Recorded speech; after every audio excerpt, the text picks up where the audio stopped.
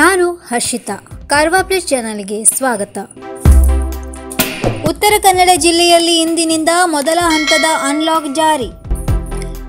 ಉತ್ತರ ಕನ್ನಡ ಜಿಲ್ಲೆಯಲ್ಲಿ ಇಂದಿನಿಂದ ಬೆಳಿಗ್ಗೆ 8ರಿಂದ ಮಧ್ಯಾಹ್ನ 2 ಗಂಟೆಯವರೆಗೆ ಅಗತ್ಯ ವಸ್ತುಗಳ ಮಾರಾಟಕ್ಕೆ ಅವಕಾಶ. ಹೋಟೆಲ್, ರೆಸ್ಟೋರೆಂಟ್, ಬಾರ್ಗಳಲ್ಲಿ ಪಾರ್ಸಲ್ಗೆ ಮಾತ್ರ ಅನುಮತಿ. ಸೋಮವಾರದಿಂದ ಶುಕ್ರವಾರದವರೆಗೆ ವ್ಯಾಪಾರಕ್ಕೆ ಅವಕಾಶ. ಶನಿವಾರ, ಭಾನುವಾರದಂದು ವೀಕೆಂಡ್ ಲಾಕ್ಡೌನ್ ಮುಂದುವರಿಕೆ. ಜೂನ್ 21ರವರೆಗೆ ರಾತ್ರಿ 9ರಿಂದ ಬೆಳಿಗ್ಗೆ 6ರ ತನಕ ನೈಟ್ ಕರ್ಫ್ಯೂ. ಜೂನ್ 14ರಿಂದ 21ರವರೆಗೆ ಜಾರಿಯಲ್ಲಿರುವ ಅನ್ಲಾಕ್ ನಿಯಮ.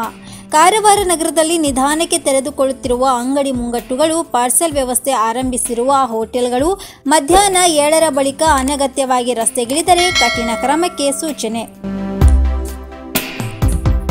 ಕಾರವಾರ ನಗರದಲ್ಲಿ ಮೊದಲ ದಿನದ ಅನ್ಲಾಕ್ ಆರಂಭವಾದರೂ ಕಳೆದ 2 ದಿನಗಳಿಂದ ಮಳೆಯಿಂದ ಮಾರುಕಟ್ಟೆಯಲ್ಲಿ ಹೆಚ್ಚಿನ ಪ್ರಮಾಣದಲ್ಲಿ ಜನರು ಓಡಾಡಲಿಲ್ಲ.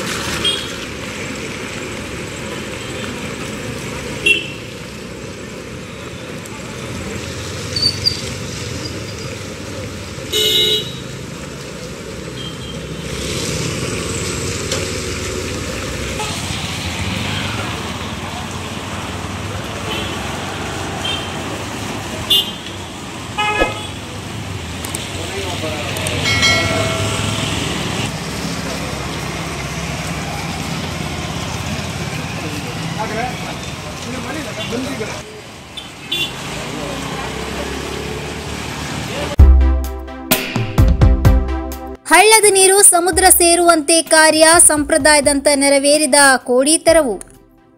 ಅಂಕೋಲಾ. 2 ದಿನಗಳಿಂದ ತಾಲೂಕಿನಲ್ಲಿ ಉತ್ತಮ ಮಳೆಯಾಗಿದೆ. ಪೂಜಗೇರಿ ಹಳ್ಳದ ನೀರಿನ ಮಟ್ಟ ಹೆಚ್ಚಿದ ಪರಿಣಾಮ ತಾಲೂಕಿನ ಬೊಬ್ರುವಾಡದ ನದಿ ಭಾಗ ಮತ್ತು ಸುತ್ತಮುತ್ತಲಿನ ಗ್ರಾಮದ ಜನರು ರವಿವಾರ ಪೂಜಗೇರಿ ಹಳ್ಳದ ಕೋಡಿ ಕಡಿದು ಸಂಪ್ರದಾಯ ಮುಂದುವರಿಸಿದರು. ಪ್ರತಿ ವರ್ಷ ಮಳೆಗಾಲದ ಆರಂಭದಲ್ಲಿ ಹಳ್ಳದ ನೀರು ಅರಬ್ಬಿ ಸಮುದ್ರ ಸೇರುವಂತೆ ಕೋಡಿ ಕಡಿಯುವ ಪದ್ಧತಿ ತಾಲೂಕಿನ ವಿಶಿಷ್ಟತೆಗಳಲ್ಲಿ ಒಂದಾಗಿದೆ. ಹಿರಿಯರ ಮಾರ್ಗದರ್ಶನದಲ್ಲಿ 100ಕ್ಕೂ ಹೆಚ್ಚು ಸ್ಥಳೀಯ ಯುವಕರು ಈ ಕಾರ್ಯದಲ್ಲಿ ಪಾಲ್ಗೊಳ್ಳುತ್ತಾರೆ. ಡಿಸೆಂಬರ್ನಿಂದ ಉಬ್ಬರದ ಸಮಯದಲ್ಲಿ ಜೋರಾದ ಅಲೆಗಳು ನದಿ ಭಾಗ ಸಮುದ್ರದ ದಡಕ್ಕೆ ಅಪ್ಪಳಿಸುತ್ತವೆ. ಈ ಅವಧಿಯಲ್ಲಿ ಹಳ್ಳದ ನೀರಿನ ಮಟ್ಟ ಹಾಗೂ ಹರಿವು ಕಡಿಮೆ ಇರುತ್ತದೆ. ರಭಸದ ಅಲೆಗಳು ಮೇ ಅಂತ್ಯದ ವೇಳೆಗೆ ಅಲ್ಲಿ ಮರಳು ದಿಬ್ಬವನ್ನು ಸೃಷ್ಟಿಸುತ್ತದೆ. ಹಳ್ಳ ಮತ್ತು ಸಮುದ್ರ ಬೇರ್ಪಟ್ಟು ಕೋಡಿ ನಿರ್ಮಾಣವಾಗುತ್ತದೆ. ಮುಂಗಾರು ಆರಂಭಗೊಂಡಾಗ ಹಳ್ಳದ ನೀರಿನ ಮಟ್ಟ ಏರಿಕೆಯಾಗುತ್ತದೆ. 4 ಗ್ರಾಮ ಪಂಚಾಯಿತಿ ವ್ಯಾಪ್ತಿಯ 8 ಗ್ರಾಮಗಳ ಗದ್ದೆಗಳು ಜಲಾವೃತಗೊಳ್ಳುತ್ತವೆ. ಬೊಬ್ರುವಾಡದ ಬೊಬ್ರುದೇವರ ಕೆರೆ ಭರ್ತಿಯಾದರೆ ಮನೆಗಳಿಗೆ ನೀರು ನುಗ್ಗುವ ಆತಂಕ ಸೃಷ್ಟಿಯಾಗುತ್ತದೆ. ಬೊಬ್ರುದೇವರ ಕೆರೆ ತುಂಬಿದ ನಂತರ ನದಿ ಭಾಗ ಗ್ರಾಮಸ್ಥರ ನೇತೃತ್ವದಲ್ಲಿ ಸುತ್ತಲಿನ ಜನರು ಕೋಡಿ ಕಡಿಯುವ ಕಾರ್ಯಕ್ಕೆ ಮುಂದಾಗುತ್ತಾರೆ. ಇಲ್ಲವಾದಲ್ಲಿ ಸುತ್ತಲಿನ ಮನೆಗಳಿಗೆ ನೀರು ನುಗ್ಗಿ ಅಪಾಯ ಸೃಷ್ಟಿಸುವ ಆತಂಕ ಎದುರಾಗುತ್ತದೆ. ಕೋಡಿ ಕಡಿದ ನಂತರ ಇಲ್ಲಿನ ಕೃಷಿ ಚಟುವಟಿಕೆಗೆ ಆರಂಭವಾಗುತ್ತದೆ. ಹಳ್ಳದ ನೀರು ಸರಾಗವಾಗಿ ಸಮುದ್ರವನ್ನು ತಲುಪುತ್ತದೆ.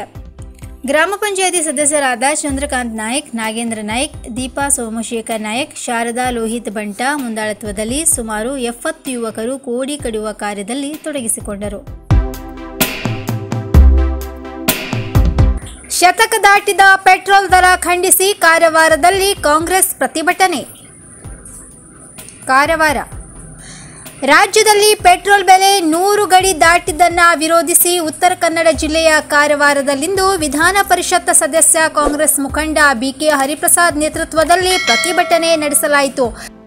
ಜಿಲ್ಲಾ ಕಾಂಗ್ರೆಸ್ ಘಟಕದ ವತಿಯಿಂದ ನಗರದ ಸುಭಾಷ್ ವೃತ್ತದಲ್ಲಿ ಪೆಟ್ರೋಲ್ ಬಂಕ್ ಎದುರು ಪೆಟ್ರೋಲ್ 100 ನಾಟ್ ಔಟ್ ಆಟ ಇನ್ನೂ ನಡೆಯುತ್ತಿದೆ ಎನ್ನುವ ಬ್ಯಾನರ್ ಹಿಡಿದು ಸರ್ಕಾರದ ವಿರುದ್ಧ ಘೋಷಣೆ ಕೂಗಿದರು. 2014ರಿಂದ 2021ರವರೆಗೆ ಪ್ರಧಾನಿ ನರೇಂದ್ರ ಮೋದಿ ನೇತೃತ್ವದ ಬಿಜೆಪಿ ಸರ್ಕಾರ ಪೆಟ್ರೋಲ್ ಸೇರಿದಂತೆ ಅಗತ್ಯ ವಸ್ತುಗಳ ಬೆಲೆಯನ್ನು ಗಗನಕ್ಕೆ ಏರಿಸಿರುವುದರ ಕುರಿತು ಖಂಡನೆ ವ್ಯಕ್ತಪಡಿಸಿದ್ದು, ಬೆಲೆಗಳನ್ನು ಇಳಿಕೆ ಮಾಡಬೇಕು ಎಂದು ಒತ್ತಾಯಿಸಿದರು. ಇನ್ನು ಕೊರೋನಾ ಕಾರಣದಿಂದ ಬೆಲೆ ಏರಿಕೆ ಸಂಭವಿಸುತ್ತಿದೆ ಎಂದು ಬಿಜೆಪಿ ಸಮರ್ಥಿಸಿಕೊಳ್ಳುವುದರ ಕುರಿತು ಕಿಡಿಕಾರಿದ ಹರಿಪ್ರಸಾದ್, ಬಿಜೆಪಿಯ ಅಂಧ ಭಕ್ತರಿಗೆ ಬಡವರ ನೋವಿನ ಅರಿವಿಲ್ಲ, ಇಂತಹವರಿಂದ ಜಾಸ್ತಿ ಏನನ್ನು ನಿರೀಕ್ಷಿಸಲು ಸಾಧ್ಯವಿಲ್ಲ ಅಂತ ಟೀಕಿಸಿದ್ದಾರೆ. ಮೋದಿ ಸರ್ಕಾರಕ್ಕೆ ಇಳಿಸಲೇಬೇಕು.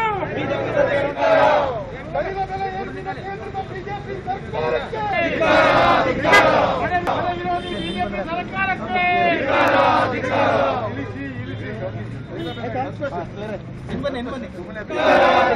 ಬಡವರ ಜೊತೆಗೆ ಚೆಲ್ಲಾಟ ಆಡುತ್ತಿರುವ ಕೇಂದ್ರ ಮತ್ತು ಬಿಜೆಪಿ ಸರ್ಕಾರಕ್ಕೆ, ಬಿಜೆಪಿ ಸರ್ಕಾರಕ್ಕೆ, ರಾಜ್ಯ ಸರ್ಕಾರಕ್ಕೆ ಇಳಿಸಿ.